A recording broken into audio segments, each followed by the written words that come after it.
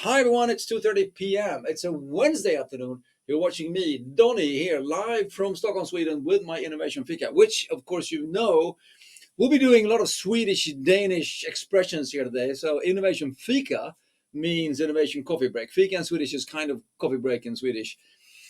The most innovative time of day when you step away from your desk and you talk about other things than your actual job. So Fika, if you're going to do one thing in your company to increase your effectivity and innovation capacity, do Fika in your day. So that's the Swedish version for you. So every Wednesday, 2:30 p.m., I do this interview with some really cool people about some really cool ideas. And today's not different. This is episode 144 of my Innovation Fika. You can find them all on YouTube, where they are all saved on my YouTube channel. So you're free to go there, of course, and have a look at that. And today is actually, not only is it the spring equinox when the actual sort of sun tilts over and gives us more light than dark in the days. It's fantastic. It's also the International Day of Happiness today. So I thought to myself, who can I have on my show who is the perfect representation of happiness? Well, one name immediately sprung to mind. It was a guy I met in Norway, actually. We shared the same TEDx stage in TEDxBergen, and we think it was 2017. And I just reached out to him and said, hey, do you want to be part of the show on the International Happiness Day? And he said, well, not of course he said, of course, I'm there. And, that just shows you what kind of guy he is. So I'll soon invite him in from the green room where he's waiting to get on. But I will also say hi to everybody watching. Just like, oh, Yash, you're on YouTube. I can see your comment. This is fantastic. Yash has had trouble with his LinkedIn comments. Yash from India saying hello. And I will encourage you, everyone else coming online, say hi, say where you're from, get the networking going. We do the live broadcast because we want comments and we want live interaction with people. Otherwise, I would just record it, but that's not fun.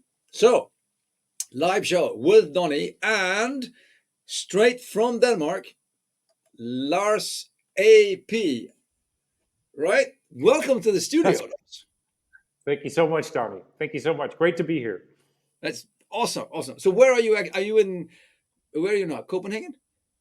I'm in Copenhagen. I'm actually in a hotel lobby because I'm between two meetings, so I just had to dash in here and find a space where I could sit down with you. Yeah, well, I'm super happy that you could manage to squeeze me in between the meetings have this. Of course. Yeah, fantastic. Now, and I'll ask you the same thing that I ask all of my guests as we're starting up the show. I'll just say, so Lars, who are you and what do you do? Can you give us like a minute of that about who Lars is and what he does? So I'm Lars. I'm a half American, half Dane, living in Copenhagen, Denmark, and I've started up a movement in Denmark which is about friendliness. So it's basically animating one of the happiest people on earth, which is the Danes, into also becoming the friendliest people on earth. And I've been working with that since 2010. Just basically trying to mobilize people to reach out a little more and be friendlier towards each other. So basically, that's who I am. Yeah, and you actually wrote a book about it. That then has become, and I'll fill in there. Lars wrote a book about being very, very friendly, extreme friendliness, and that has become a national movement in Denmark. And I would say we all need that national movement in our countries today, in the world as it looks today. So we need more friendliness, we need more compassion, and that will also, of course, generate more happiness. But coming back to the friendliness approach, then, I'm not going to ask. I will ask you actually. What's the secret then? What's your formula for people and a community in general to increase the friendliness? How do we do it? Okay, well, I'd say there's as many ways into it as there are people on Earth, because it depends on what kind of a person you are. But obviously, there are some basic things that are good to keep in mind.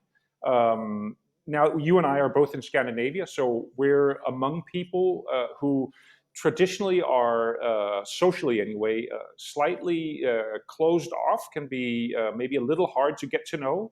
So one very, very good thing to do, at least when you're in Scandinavian countries, but actually also all other places on the globe, is to just be open. And so to seek out seek out the possibilities that you have to maybe strike up a conversation, even just say hi, even just send off a smile to a stranger. Just little things like that obviously can start the dance between people.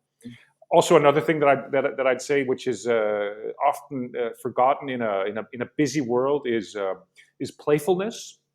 So just trying to sprinkle a little bit of play or wonder into the way that we interact with each other. And of course, there are myriads of ways you can do this, but I mean, just trying to do that every day, it just adds a whole lot more fun to your own life. So those are two obvious ways to get started. I love that. And I think also you've just mentioned, like, you've actually also mentioned a couple of fundamentals, not only for happiness that we're talking about today, but you've also mentioned a couple of fundamentals for creativity and innovative organizations and innovative societies, where there's an openness not only towards each other and sharing ideas, but there's also an openness to new ideas and a curiosity, an honest curiosity that, wow, hi Lars, how good to meet you. I'd love to know more about you. And that openness is something that can also be the foundation. So a friendlier, I, yes, I go ahead. actually, yeah, Donnie, I just wanted to say because yeah, I know you obviously are indoor world champion in innovation, and we did we had 1,000 Danes, and we did an experiment or a research project with the sociologists from Copenhagen University, where we tried to see, well, what actually happens if we ask people to do one friendly deed a day for a week. So we had the test group, and then we had a control group. So we had 500 people who basically just did throughout the week what they would usually do. I mean, not that they were assholes. I mean, if they are normally assholes, then continue doing that.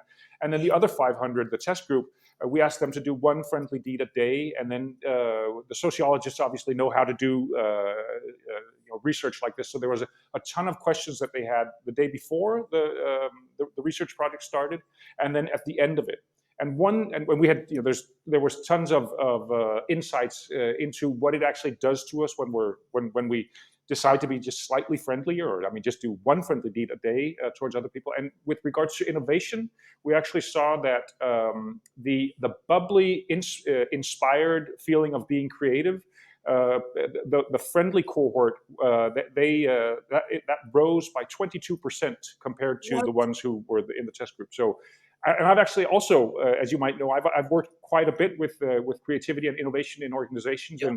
and I've sort of not that I've stopped doing it, but I've realized, well, wait a minute, one very, very important aspect and one way to get things started is to just get people to be friendly towards each other, because the curiosity, the openness, the sharing of ideas and insights, boom, you really get a whole lot of innovation going that way. So that was quite interesting. Another little fun fact with that was, we asked people, again, there were lots of questions, but we asked people, what kind of a hair day are you having today?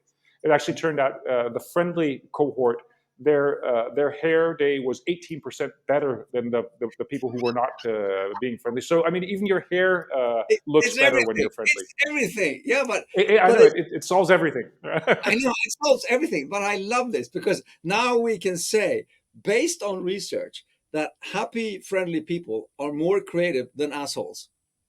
Exactly, and have better It's- hair. So, I mean, why and they wouldn't have you want their to be? hair. Yeah, Yes, and they have yeah. their hair. It's fantastic. I love it. I love it. By the way, and the thing is, and this is exactly the report we're having now in this conversation is exactly the whole sort of fundamental of everything I say when I talk to people in startups and in companies as well, is the whole idea that, okay, so take your job very seriously, but never yourself. There has to be a dimension of playfulness in what you do, because otherwise, one, if you're not enjoying yourself, if you're not having fun in life, you won't have fun in life, which is stupid in itself. I mean, life is hard enough as it is without trying to ruin it even more.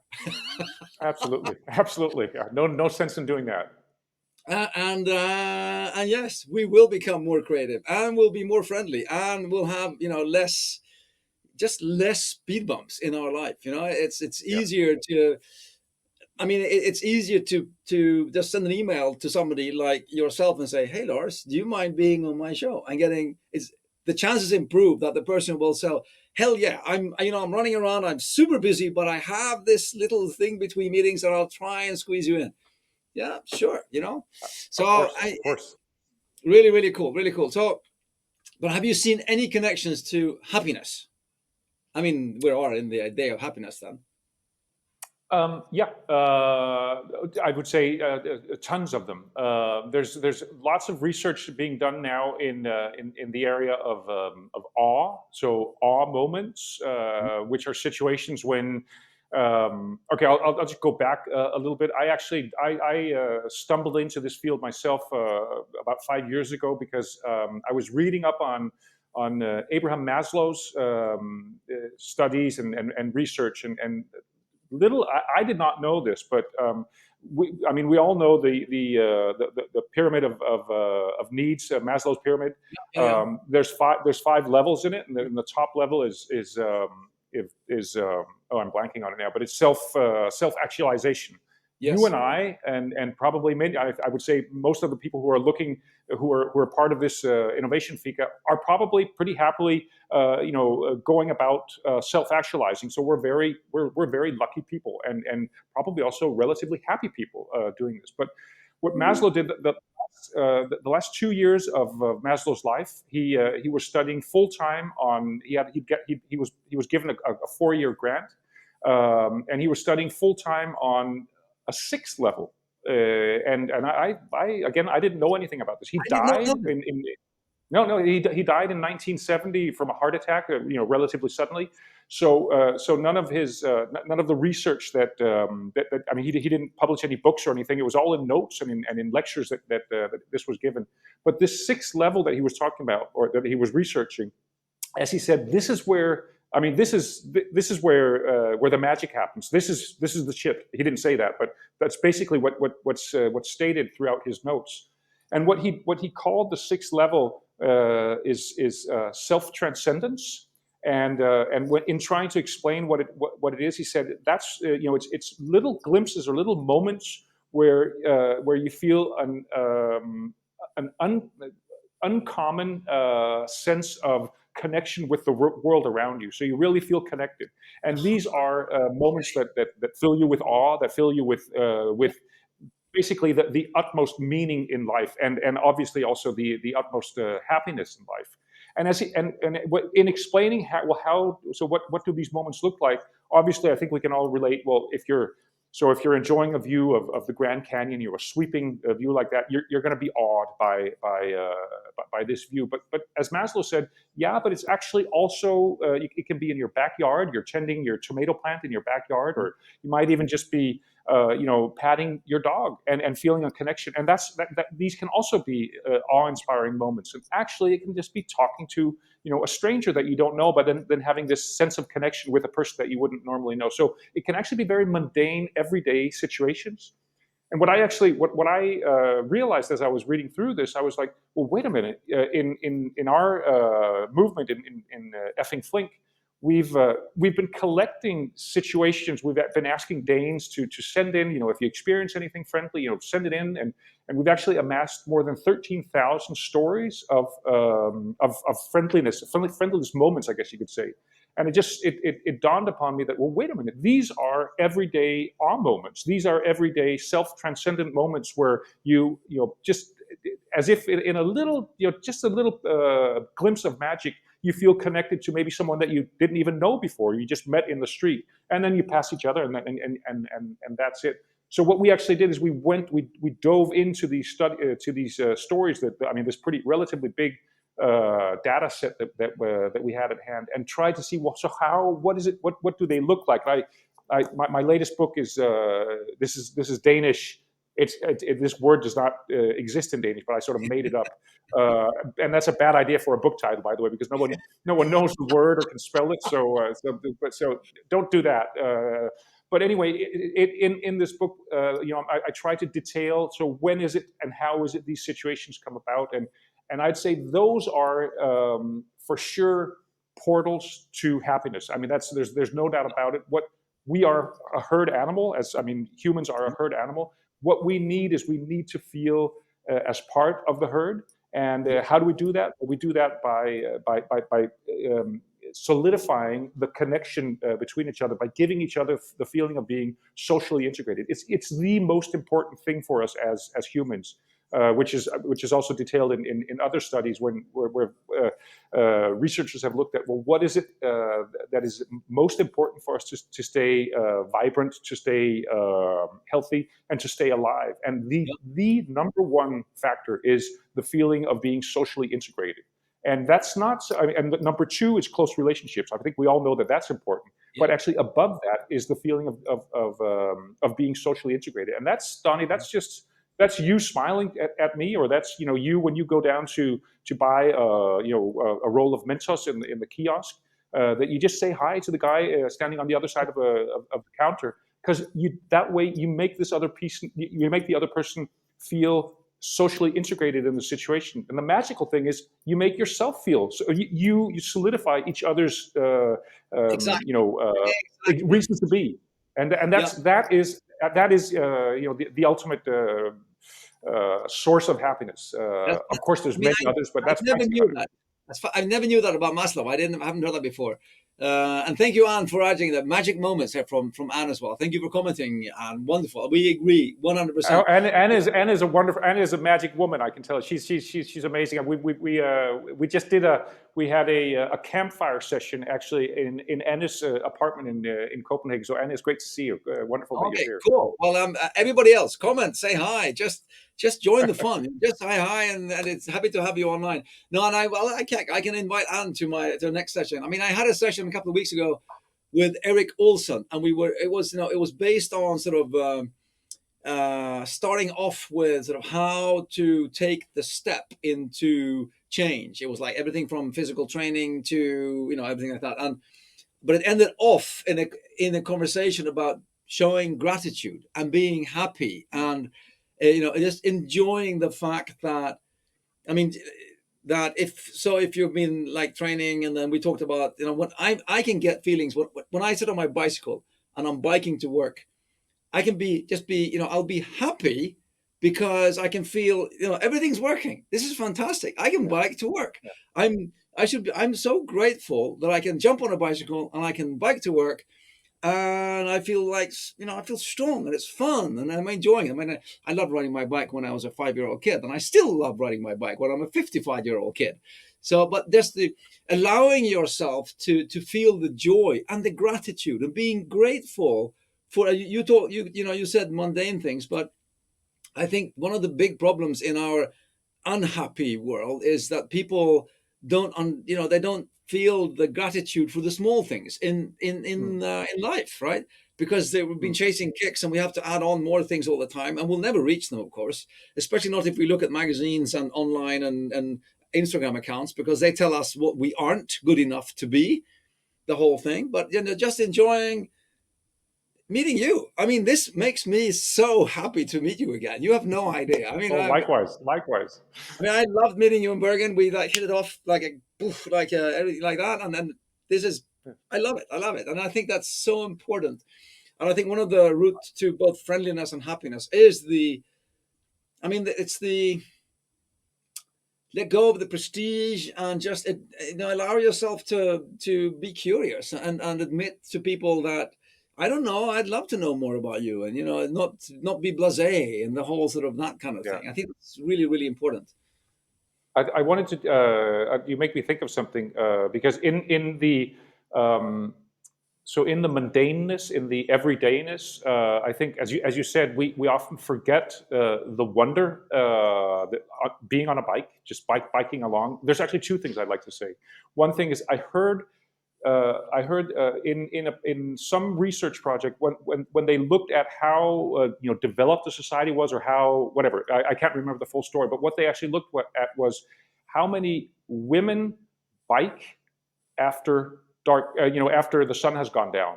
Okay. That was a measurement for how well the society, how well in the infrastructure. Because if you could bike, there would actually be something that you could bike on.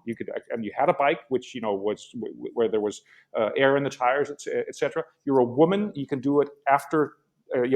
After dark, or when it's dark, so you're safe. So this was actually a measurement, or a way to, with one aspect, to see, well, how safe, how well are we doing in the society. So that was just one thing, that we shouldn't take these mundane things for granted. I mean, they're it's amazing that we can do these things. Yeah. The other thing I wanted to say is I heard from Robin Kimmerer's book Braiding Sweetgrass. So she's an American native, and in it there was just one little story that really struck me, and it was when she was out with her father. I think it was out canoeing, and then they'd have a cup of coffee, which they'd make on the pot. And then before he poured coffee in the cups, he'd just pour a little bit of the coffee on the ground. And of course she was, okay, so that's that's for nature that we're doing it. And there was a little sacred ritual with doing it. And so she asked her father, well, now why is it you do that? Who is it for? What's it for? And a week passed, and then her father came back and said, well, you know what? I actually once usually or once upon a time when we made coffee, we didn't have filters, so the coffee beans, the coffee grounds was actually in the coffee. So we poured just a little bit to get it out of the spout before pouring it in the cups.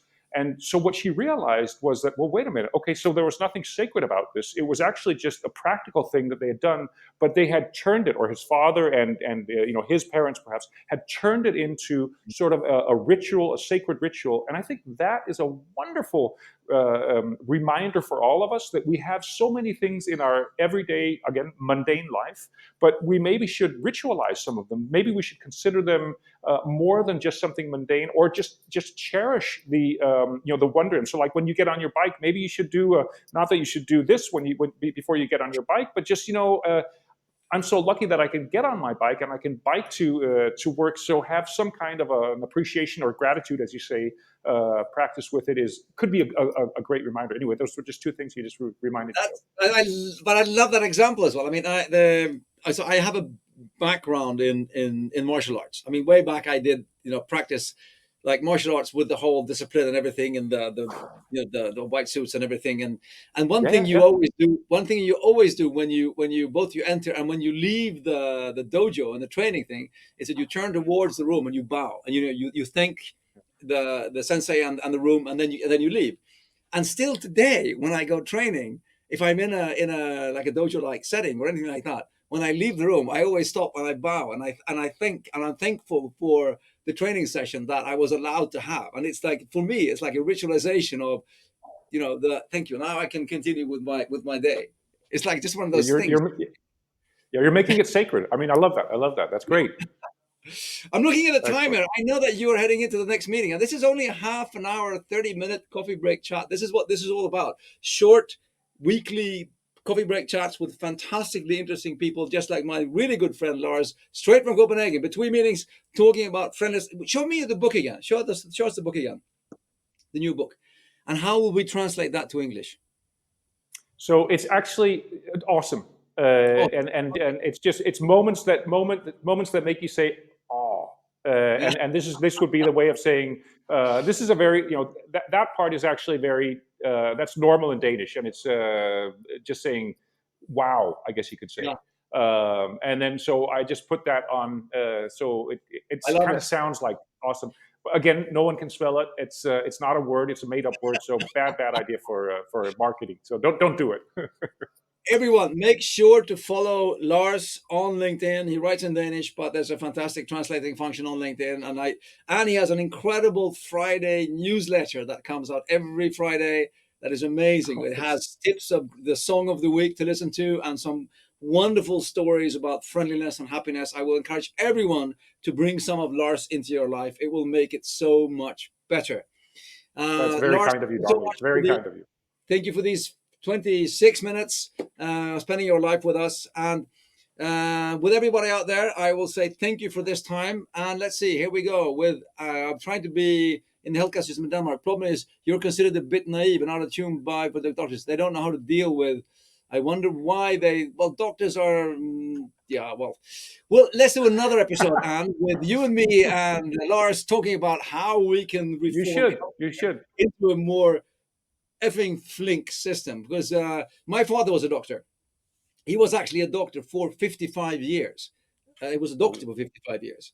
And most of the time, what he did was he spoke to people. I mean, he actually just sat down. I mean, I could see people that he came to meet, and they would be healthier when they left his office because he'd sat down, he'd listened to them, he'd met them, he'd given them a smile, encouraged them, sometimes breaking bad news as well.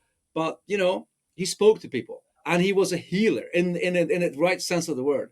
And I've saw people leaving his office that 1 hour before had been broken people, and they came out a bit healthier. So there's so much what you talked about, the interconnection between people and seeing each other and actually offering ourselves to each other and being a part of each other's lives is the key to friendliness and happiness. And on this day, the International Day of Happiness, we nailed it, my friend. We nailed it. I love you for it. Thank you so much for being on the show. Thank you, everyone. Thank I'll you, see you next Donnie. week. Thank you so much for having me.